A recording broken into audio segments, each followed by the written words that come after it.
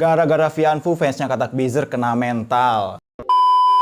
Bismillahirrahmanirrahim, balik lagi sama gue, Chandra Sandika dari @trickingdulubarukamu.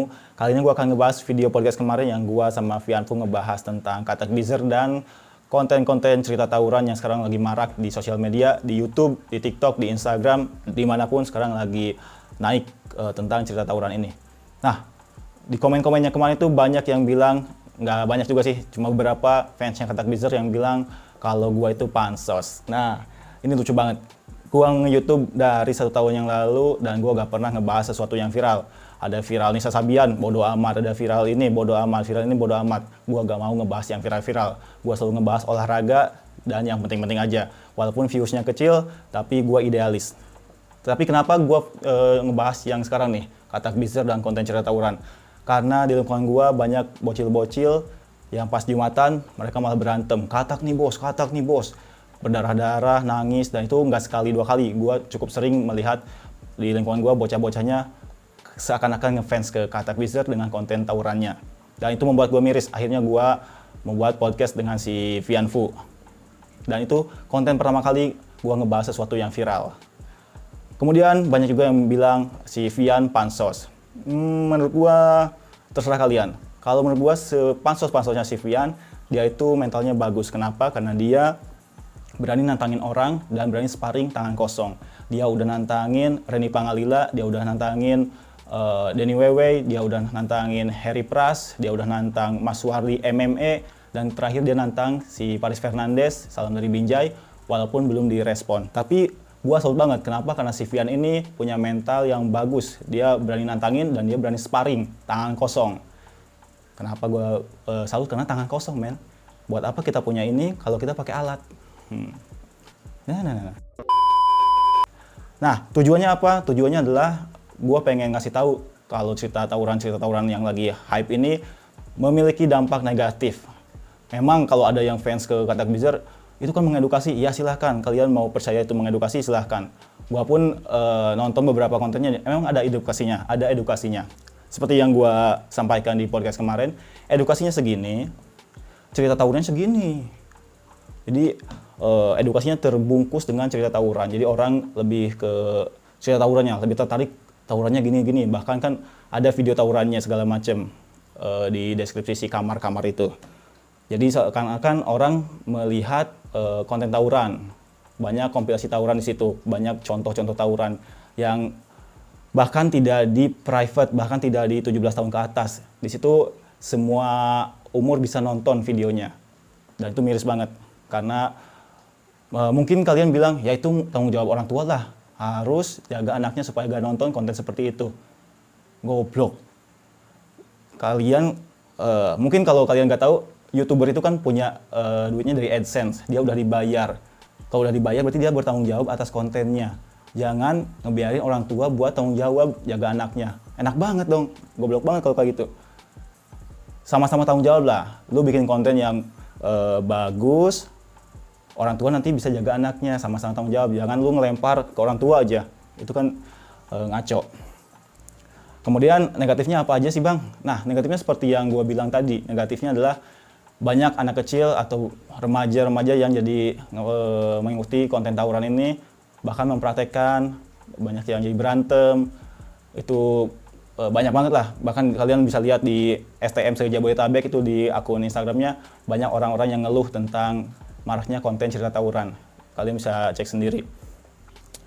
Kemudian tentang ilmu kekebalan. Nah ini ilmu kekebalan ini dibahas juga oleh orang-orang di konten cerita tawuran itu.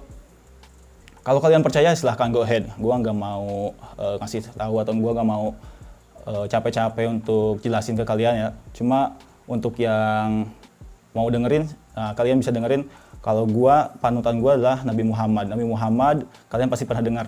Nabi Muhammad pernah dilempar batu dan dia berdarah. Itu Nabi Muhammad loh. Nabi loh. Dia berdarah dilempar batu. Dan ketika berperang, dia terluka. Sahabat-sahabatnya ada yang meninggal ketika perang. Kurang suci apa mereka? Kurang taat apa agamanya? Kenapa mereka nggak dikasih kekebalan? Kenapa yang dikasih kekebalan? Orang-orang akhir zaman. Orang-orang, ya kita-kita, kenapa bisa kita-kita yang dikasih kekebalan? Logikanya aja kayak gitu. Kenapa gua bisa kebal misalkan? Taruhlah gua kebal. Kenapa gua harus kebal? Sedangkan Nabi Muhammad aja gak kebal. Nah, Di situ kalian harus berpikir secara kalau ada yang nyeleneh nih, kalau ada yang sekarang bisa kebal, bisa ini, ya kalian harus mikir lah itu ilmunya dari apa. Dan gue gak mau ngebahas lebih lanjut, kalian karena udah gede, kalian bisa mikir sendiri. Nah, sekarang terakhir adalah gue punya patokan gue di YouTube adalah Erik Sukamti. Dia punya satu kata-kata, punya kalimat yang bagus banget tentang YouTuber-YouTuber zaman sekarang yang menuhankan viewers, yang menuhankan subscriber, pengen naik cepet, yang menghalalkan segala cara. Di sini gue akan kasih lihat ke kalian video Erik Sukamti dan kalian bisa simak penjelasannya, sangat bagus banget menurut gue. Kita play.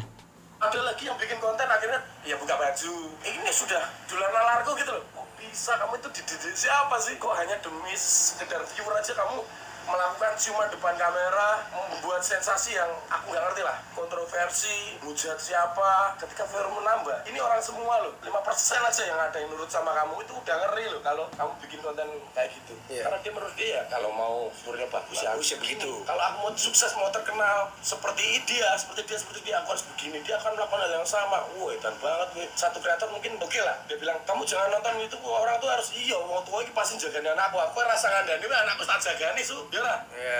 Orang tua nggak mungkin lah ya, kalau itu udah otomatis kamu nggak perlu bilang pun tak udah tak jaga anakku tak jaga nih. Tapi itu berkaitan juga sama pengetahuan orang tua dong. Masalahnya kan nggak semua orang tua bisa internet. Nah itu dia. Tanggung jawaban konten. Akhirnya sekarang saya memantapkan diri untuk membuat konten-konten musikal atau edukasi tentang industri musik. Viewersnya mungkin nggak sampai 100.000, bahkan nggak sampai 50.000. Tapi saya berharap ada manfaatnya buat teman-teman musisi yang mau masuk ke dalam industri. Seorang kreator itu harus mempertanggungjawabkan apa yang dia buat loh. Dengerin. Kamu bikin konten waton ini terus kamu angkat tangan, gue tanggung jawabmu nggak matamu. Matamu. Kamu bikin sesuatu terus yang tanggung jawab orang lain gitu, kok enak banget. Kalau kamu bikin sesuatu ya kamu harus mempertanggungjawabkan atas hasil karyamu. Gue jenenge kreator dalam hal apapun ya. Kreator itu bukan cuma YouTube loh. Gimana pertanggungjawabannya? Masa yuk kamu serahkan semuanya ke penonton? As a bro aja lah, as a human, as a bro, as a father mungkin nanti kalau punya anak. Tanya sama Pak Habibie. Coba berani ngomong gitu nggak sama Pak Habibie? Real kreator deh. Bangunnya pesawat, orang video ya. Bangunnya pesawat. Dipertanggungjawabkan toh. Sayapnya itu yang dibikin Habibie dipertanggungjawabkan, dihitung. Ini kecelakaan ya, tanggung jawab sopo. Habibie dong. Nggak orang main-main itu tesnya. Masa ya penumpang salah dewi kan lupa pesawat gue. Gak mungkin toh. Ngaco. Naik pesawat itu. Udah tau pesawatnya keplek-keplek gini kok kamu naikin. Maksudnya yang lain pesawat. Jangan lupa kita nonton video kamu itu menghasilkan uang buat kamu loh. Kok kamu suruh kita kerja untuk filter kontenmu? Come on. Gue itu duit gara-gara aku nonton toh. Pastilah kita yang terbaik. Service. Kalau kamu gak bisa dari konten ya kamu bikin apa kayak buat komunitasmu.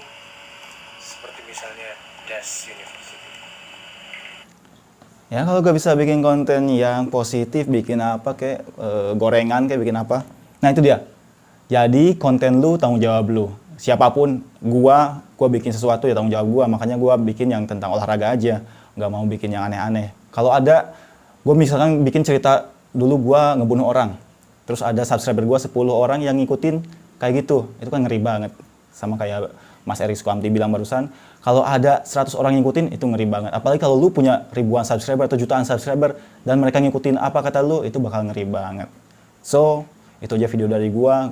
Kalau ada yang bilang pansos, bodoh amat. Kalau ada yang bilang ini konten sampah, ya berarti market audience gua bukan lu bro. Silahkan skip aja. Dan kalau kalian ngefans aja ke siapapun, sewajarnya, jangan terlalu fanatik. Gua Channel Senika, see you on the next videos. Bye.